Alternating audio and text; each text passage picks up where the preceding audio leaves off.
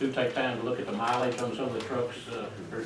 The pickup went down there and back twice, and the dump truck went down there and back, so it added a few miles to what we normally have on that.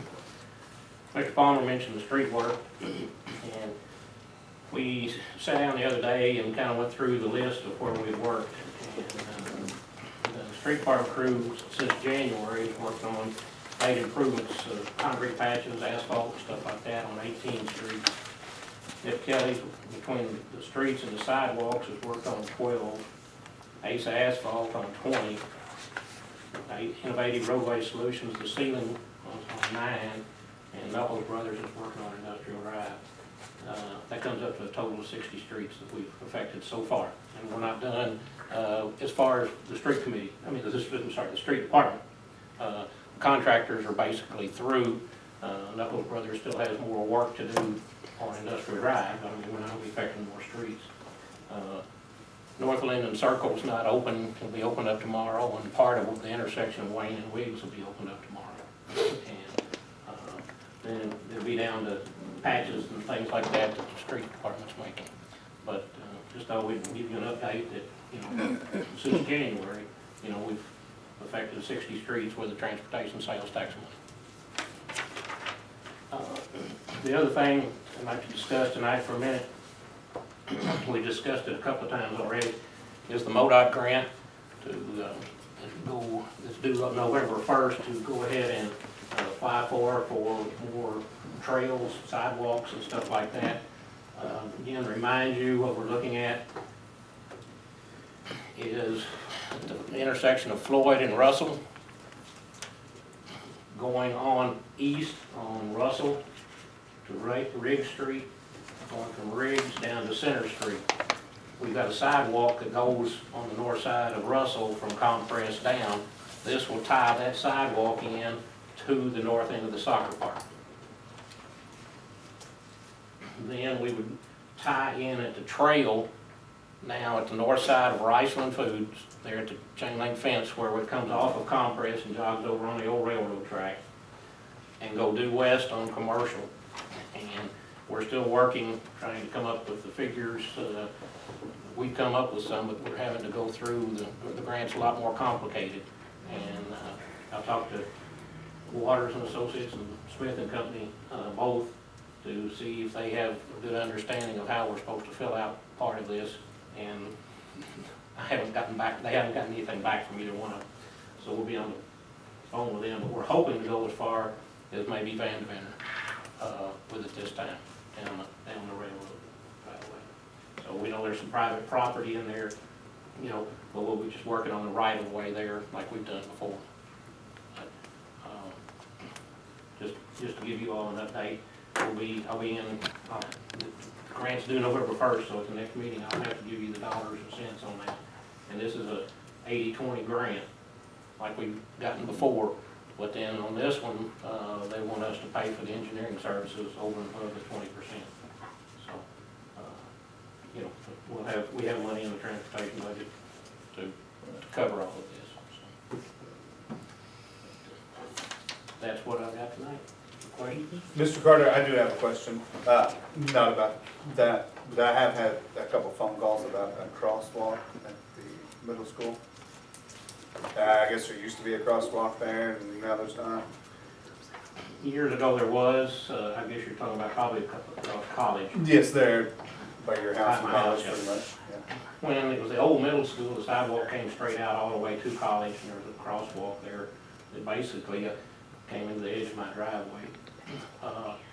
After they put the middle school addition in there and the administrative offices, and they put the Circle Drive in, I think it was painted probably a time or two possibly after that. When I got here and we'd gone through some of the training through this LTAP thing, and they were talking about traffic flows and stuff like that, there was folks brought up on that type of issue, and I guess I'll ask Mr. McVeigh to correct me anytime I'm wrong, but we've got liability anytime people cross the streets, even whether there's crosswalk or not. But if we designate the crosswalk there, even if somebody, I understand from talking to the LTAP people and from MoDOT people, that won't give a legal opinion, but even if they're coming to the crosswalk and they get hit in the circle driveway, we could be liable because we're saying that's where they need to cross the street.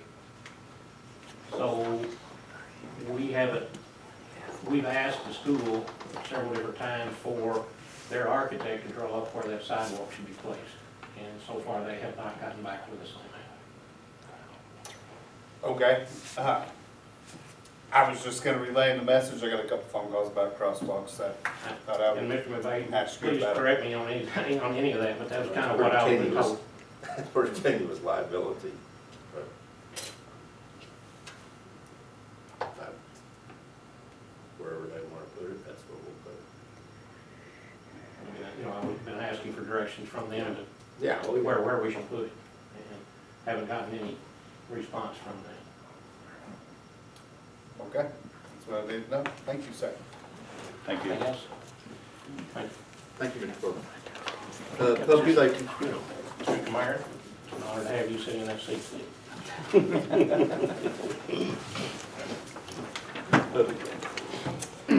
A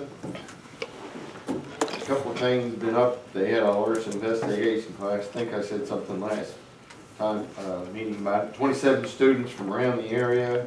And big thanks to Councilman Panasas. He let us use some of his property there to set the truck up on. But good for law enforcement to pick up some knowledge and some post points they have to have, and some people that are certified in the fire investigative field to pick up some recertification points for their certification.